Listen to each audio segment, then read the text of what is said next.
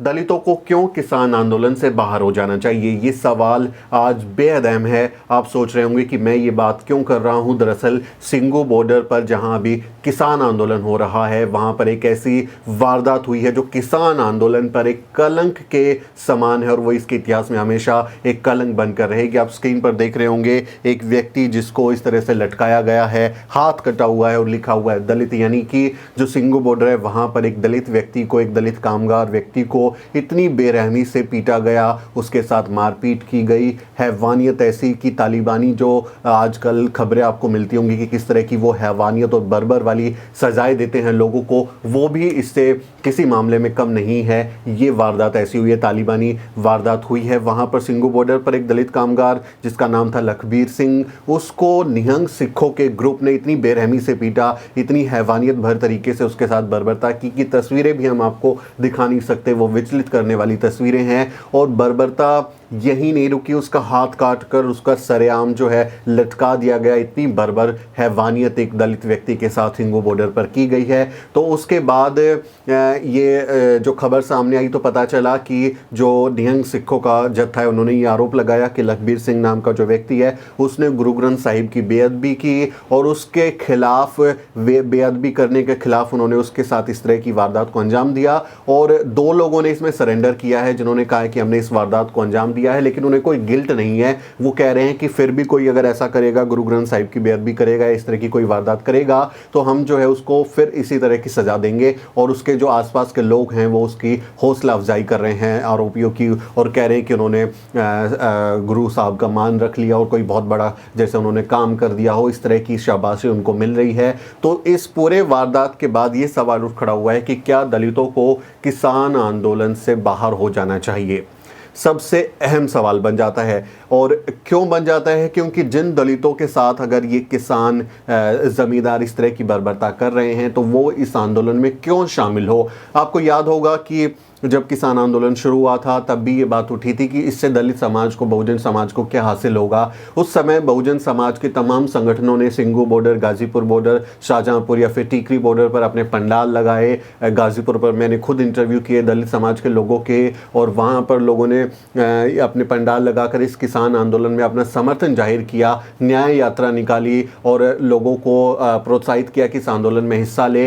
क्यों? क्योंकि उन्हें लगता था कि ये जो आंदोलन है ये हक और इंसाफ की लड़ाई है। किसानों के हकमारी के लिए जो 3 कृषि कानून लाए गए हैं उसके खिलाफ लोगों को लामबंद करने के लिए दलित समाज, बहुजन समाज ने बढ़ चढ़कर इस आंदोलन में हिस्सा लिया और इसका समर्थन किया। जबकि दलितों के पास हरियाणा और पंजाब में खेती करने लायक ज़मीन नहीं है। आपको जानकर हैरानी होगी कि हरियाणा में करीब 28% दलितों की आबादी है और पंजाब में 32% दलितों की आबादी है, लेकिन 1% दलितों के पास भी हरियाणा और पंजाब में खेती की ज़मीन नहीं है। मैं खुद हरियाणा से हूँ और मेरे किसी जानने वाले दलित परिवार के पास वहाँ पर खेती करने की ज़मीन नहीं है। वहाँ पर पंजाब में भी ऐसे ही हालात हैं। कुछ आंकड़े, मीडिया रिपोर्ट्स कहती हैं कि 6% दलितों के पास कृषि योग्य भूमि है, लेकिन वो बहुत कागजी है। हकीकत में जो हक है जिस पर वो खेती करते हैं उस पर वो दावा दलितों का वहाँ नहीं है, और 1% से भी कम लोगों के पास में कृषि योग्य ज़मीन है, खेती करने लायक ज़मीन है। तो दलित समाज वहाँ पर दरअसल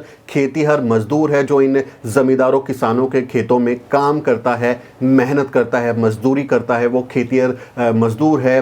बावजूद उसके उन्होंने इस कृषि कानूनों के खिलाफ में किसान आंदोलन का समर्थन किया कि भाई ये न्याय की लड़ाई है, हकमारी के खिलाफ जब देश का अन्नदाता अगर सड़क पर आया है तो हमें उसका साथ देना होगा। उन्होंने भाईचारे, हमदर्दी और न्याय के लिए, सामाजिक न्याय के लिए इस आंदोलन का समर्थन किया। लेकिन उसके बावजूद इस तरह की वारदातों का होना, ये किसान आंदोलन पर एक ऐसा कलंक है जिसको कभी भी नहीं धुला पाएंगे ये लोग। और इसमें जो एक निराश करने वाली बात है वो ये है कि जो संयुक्त किसान मोर्चा है उन्होंने इस घटना की निंदा की और कह दिया कि भाई हमारा इससे कोई लेना देना नहीं है। निहंग सिखों का जो जत्था है और उन्होंने ये वारदात को अंजाम दिया है, किसान आंदोलन से इसका कोई लेना देना नहीं है। सिर्फ ये कहकर उन्होंने अपना पल्ला झाड़ लिया।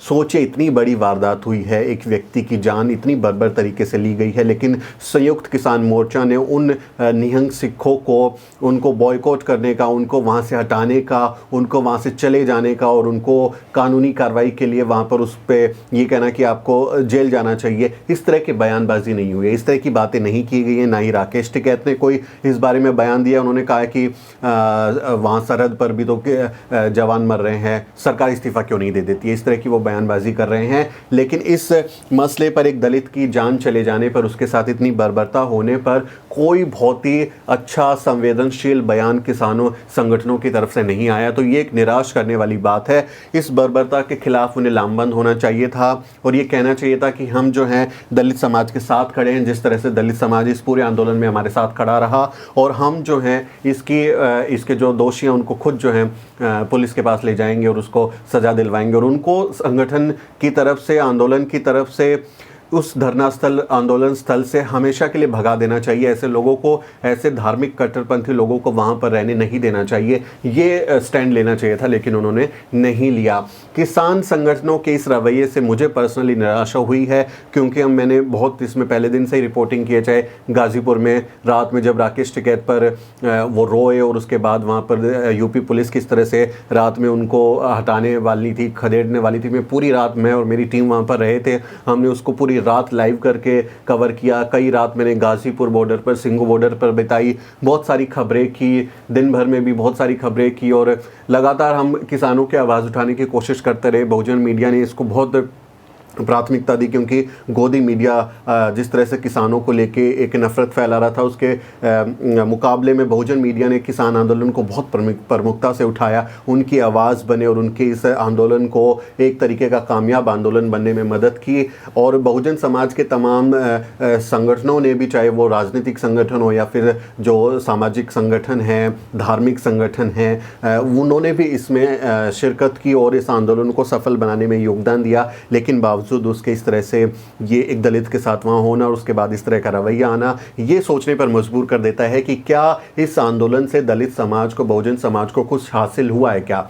दलित संगठनों ने इसमें इसलिए भी विरोध में वो शामिल हुए क्योंकि उन्हें लगा कि ये जो वर्तमान मोदी सरकार है, जो कि एक तरीके की एक बहुत ही क्रूर शासन व्यवस्था जो चला रही है, बहुजन के विरोधी है, किसान विरोधी है, महिला विरोधी है, और जो हिंदू राष्ट्र का सपना लेके चल रही है और बहुजनों की हकमारी करती है, उसके खिलाफ एक जन आंदोलन हुआ है, किसान आंदोलन हुआ है, उसमें हमें हिस्सा लेना चाहिए, अपनी हिस्सेदारी देनी चाहिए। इसलिए भी बहुत सारे बहुजन संगठन इसमें शामिल हुए। लेकिन इसके बरक्स क्या जो किसान संगठन है या जो किसान वहाँ ज़मींदार जो वहाँ पर बैठे हुए हैं, क्या उनके अंदर सामाजिक चेतना आई, क्या उनके अंदर समानता आई।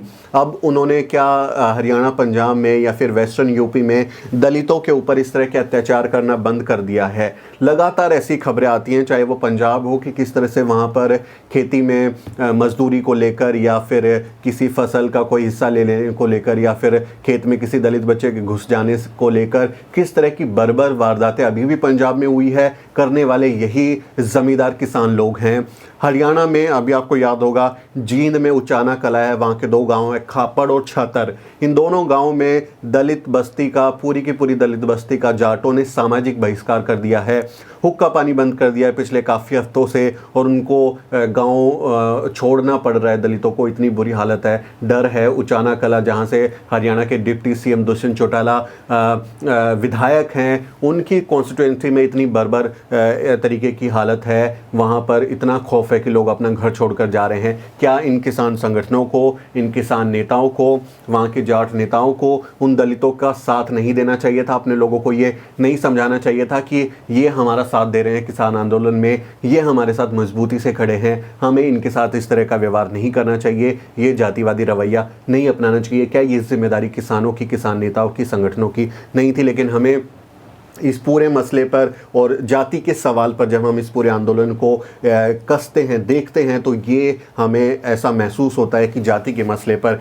वही हालात हैं जो कि बाकी जगह हैं, चाहे वो किसान ज़मींदार हों, जाट किसान हों, जो दूसरे अपने आप को बहुत ही प्राउडली अपनी जाति को लेके वहाँ पर अपने उसको शोकेस करते हैं, वो भी फ्यूडल माइंडसेट के हैं, सामंती विचारधारा के हैं, जातिवादी हैं। और वहाँ सबसे ज़्यादा शोषण कौन कर रहा है? दलितों का। SC ST OBC माइनॉरिटी के जो लोग हैं उनके ऊपर कौन शोषण वहाँ पर कर रहा है? क्यों उनको ये बात समझ में नहीं आती है कि वो भी उसी ब्राह्मणवादी कदमों पर चल रहे हैं जिसका विरोध बहुजन समाज करता है। जिस सामाजिक न्याय की हम बात कर रहे हैं वहाँ पर ये जातियाँ, इनके जो लोग हैं वो क्यों नहीं अपने आप को ले जा पाते हैं, वो इतने प्रोग्रेसिव क्यों नहीं हो पा रहे हैं? ये जिम्मेदारी किसान संगठनों की बनती है। वो अपना पल्ला ये कहकर नहीं झाड़ सकते कि इससे हमारा कोई लेना देना नहीं है। अगर दलित समाज ने आपका साथ दिया है तो आपको भी उनका साथ देना चाहिए। मुझे याद है जब मैं गाजीपुर बॉर्डर गया था तो मैंने वहाँ पर एक दलित संगठन के आदमी से ये सवाल पूछा था कि जब SC ST आंदोलन हुआ था तो उस समय तो ये लोग आपके साथ नहीं आए थे, आप क्यों आए हैं इनके साथ में? और कल को अगर आप आरक्षण बचाने के लिए या SC ST आंदोलन इस तरह का कोई आंदोलन करते हैं तो ये लोग फिर से आपका विरोध करेंगे। तब उन महाशय ने मुझे कहा था कि ये सब लोग हमारे भाई हैं और ये ब्राह्मणवादी व्यवस्था के चक्रव्यूह में फंसे हुए हैं, ये उसके मोहरे हैं और हमें इन्हें उससे बाहर निकालना है, इसलिए हम इनका समर्थन कर रहे हैं। तो देखिए, बहुजन समाज ने, बहुजन संगठन ने इस कदर किसान आंदोलन को समर्थन दिया, इस कदर उनको भरोसा दिया कि हम आपके साथ हैं इस लड़ाई में, लेकिन उसके उलट हो रहा है। ये तकलीफ़देह तस्वीर इतनी भयानक है कि रात भर हम लोग बहुत परेशान हुए इस चीज़ को लेकर कि ये हमारे लोगों के साथ किस तरह से वहाँ पर हो रहा है, आंदोलन हो रहा है। बहुत सही चीज़ है, हम उसका समर्थन कर रहे हैं, लेकिन क्या वो हमारी लाशों के ऊपर होगा? क्या दलितों की लाशों को इस तरह से लटका कर आंदोलन किया जाएगा? ये तालिबानी बर्बर जो तरीका है, वो धार्मिक कट्टरपंथी जो चीज़ है, उसको हम बिल्कुल बर्दाश्त नहीं कर सकते। जब हम गाय के नाम पर लिंचिंग का विरोध करते हैं तो हम इस तरह से किसी भी धार्मिक पुस्तक या गुरु साहब के नाम पर इस तरह से बर्बरता को भी हम जायज़ नहीं ठहरा सकते। और गुरु साहब ने क्या बोला था? अव्वल अल्लाह नूर उपाया कुदरत दे सब बंदे, एक नूर ते सब जग उपजा कौन भले कौन मंदे। गुरु साहब ने, जो गुरु नानक है, उन्होंने गुरु ग्रंथ साहिब में नानक ने जो है कबीर की, रविदास की, बुद्ध की जो वाणी ली है और उसमें उन्होंने कहा है कि ये सब जो लोग हैं वो एक ही कुदरत की संतानें हैं, एक ही नूर से सब लोग आए हैं, किसी से भेदभाव नहीं करना चाहिए, गैर बराबरी नहीं होनी चाहिए। तो जो गुरु साहब की वाणी है उसका भी सम्मान क्या ये लोग उस तरह से नहीं कर रहे हैं? सिखिज़म में जातिवाद के लिए कोई जगह नहीं। जिस तरह से हिंदुओं में जाति व्यवस्था बुनियाद है हिंदू धर्म की, उनके धार्मिक ग्रंथों में इस बात को लिखा हुआ है कि जाति चतुर्वर्ण बना रहे, उस तरह से सिख धर्म में नहीं है। और एक तरह का विद्रोह था वो ब्राह्मणवादी व्यवस्था के खिलाफ में गुरु नानक का और उनके अनुयायियों का। उस धर्म में भी, सिखिज़म में बहुत सारे लोग जातिवादी तरीके से रहते हैं। वहाँ पर जो चमार जाति के जो लोग जिन्होंने सिख धर्म को अपनाया उन्हें रविदास या रामदास या कहा गया। जो भंगी समुदाय के लोग सिख बने उन्हें मजहबी सिख कहा गया।